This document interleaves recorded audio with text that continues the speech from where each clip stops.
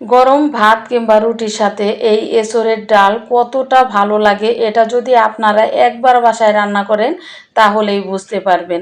আসসালামু আলাইকুম সুপ্রিয় দর্শক, কেমন আছেন সবাই?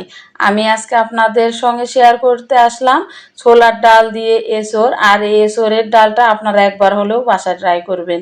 তো চলুন মূল রেসিপিতে চলে যাই। ছোলার ডাল দিয়ে এঁচোড় রান্না করার জন্য প্রথমেই নিচ্ছি 1 কাপ ছোলার ডাল। আর ছোলার ডালগুলো আমি প্রথমেই ভিজিয়ে রেখে দেব 1 ঘন্টার জন্য। পানি পাল্টিয়ে পাল্টিয়ে আমি 3 থেকে 4 বার এই ডালগুলো ধুয়ে নেব। খুব ভালোভাবে ডালগুলো ধুয়ে নিতে হবে।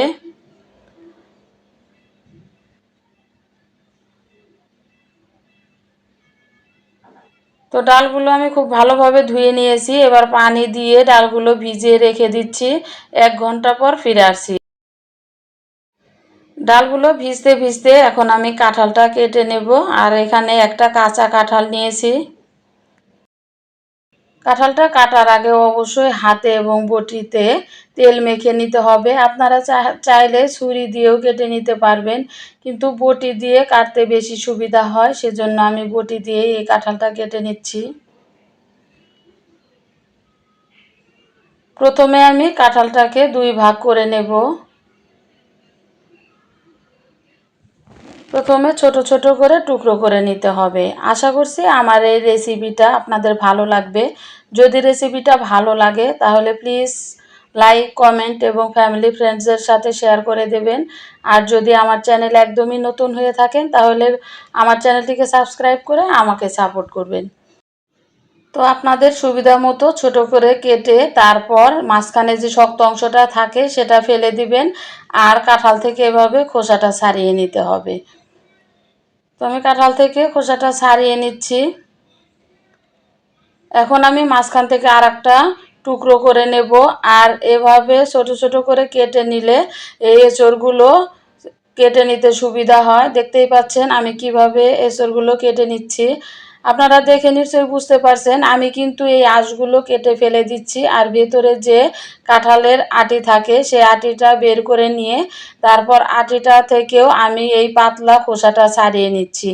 এভাবে যদি এগুলো ছাড়িয়ে নেন দেখবেন কাঁঠালের বিচিও খুব ভালোভাবে সেদ্ধ হবে আর এই এঁচোড়গুলো খুব ভালোভাবে সেদ্ধ হবে। একটু সময় নিয়ে ধৈর্য নিয়ে এগুলো কেটে নিতে হবে।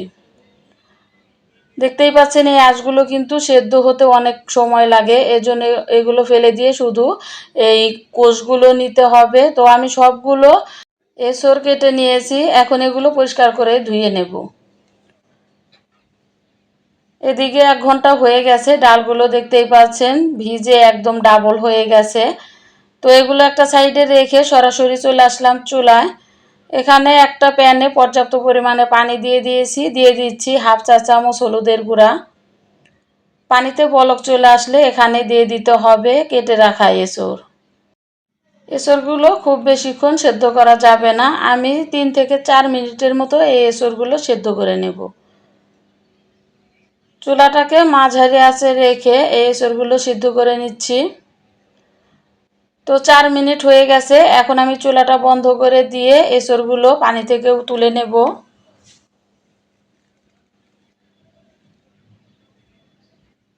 এঁচোড়গুলো যদি খুব বেশি সেদ্ধ করে ফেলেন তাহলে ডালের ভেতর যখন আপনারা রান্না করবেন তখন এগুলো একদম গলে নেতিয়ে যাবে।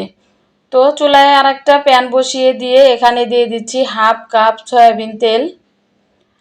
এখানে আমি কিছু মশলা নিয়েছি 2 টুকরো দারচিনি, 4টা এলাচ, 6টা লবঙ্গ আর 2টা তেজপাতা। এগুলো তেলে দিয়ে দিচ্ছি।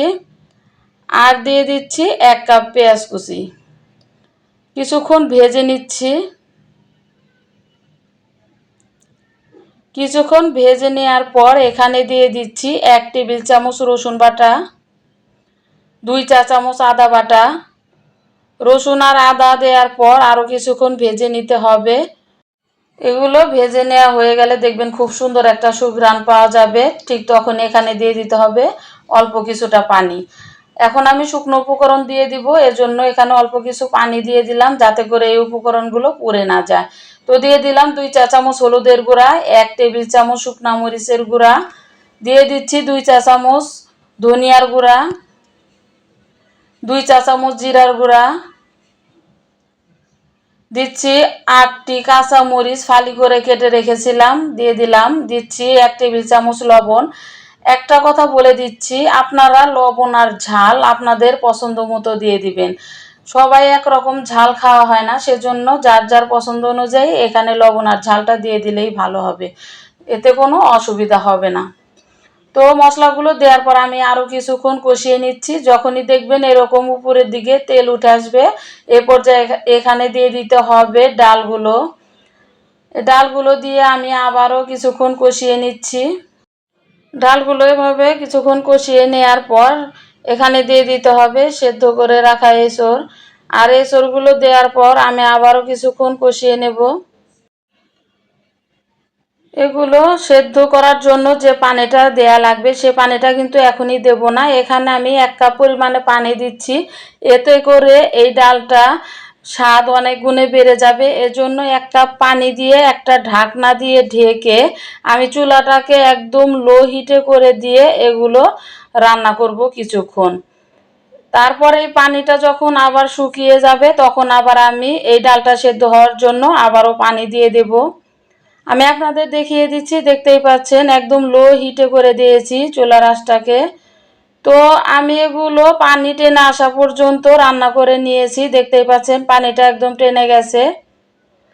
নেড়ে চেড়ে দেওয়া হয়ে গেলে এবার আমি এখানে দিয়ে দিব পানি। আবারও এখানে 4 কাপ পানি দিয়ে দিচ্ছি। 4 কাপ পানি দিলেই ডালগুলো দেখবেন একদম পারফেক্টভাবে সেদ্ধ হয়ে যাবে। একদম হাই হিটে রেখে এই এঁচড়ের ডালটা রান্না করা যাবে না। চুলাটাকে মাঝারি আঁচে রেখে এই ডালটা রান্না করবেন, দেখবেন ডাল এবং এঁচড় খুব ভালোভাবে সেদ্ধ হয়ে যাবে। একটা ঢাকনা দিয়ে ঢেকে আমি চুলাটাকে মাঝারি আঁচে করে দিয়েছি। বেশ কিছুক্ষণ রান্না করার পর দেখতেই পাচ্ছেন গ্রেভিটা কিন্তু অনেকটাই ঘন হয়ে গেছে আর ডালগুলো খুব ভালোভাবে সেদ্ধ হয়ে গেছে। একটু নেড়ে দিচ্ছি আর দেখতেই পাচ্ছেন গ্রেভিটা কিন্তু অনেকটাই ঘন হয়ে গেছে। এবার আমি চুলাটা বন্ধ করে দিয়ে এই এঁচড়ের ডাল নামিয়ে নেব। আরও জাল করলে কিন্তু এগুলো একদম খেতে ভালো লাগবে না, একদম আঠালো হয়ে যাবে। এঁচড়ের ডাল রান্না করা হয়ে গেছে, চুলা থেকে নামিয়ে একটা সার্ভিং ডিশে সার্ভ করে দেখিয়ে দিচ্ছি। দেখতেই পাচ্ছেন এঁচড়ের ডালটা রান্না করার পর কতটা লোভনীয় হয়েছে। এই ডালটা গরম ভাত কিংবা রুটির সাথে খেতে খুবই ভালো লাগে। আর ডালগুলো একদম ভালোভাবে সেদ্ধ হয়ে গেছে, এঁচড়গুলোও সেদ্ধ হয়ে গেছে। আশা করছি আমার এই রেসিপিটা আপনাদের কাছে খুবই ভালো লেগেছে। বাসায় একবার হলেও ট্রাই করবেন আর আমাকে কমেন্ট করতে ভুলবেন না। আজকের মতো এখানেই বিদায় নেব। সবাই খুব ভালো থাকবেন। আল্লাহ হাফেজ।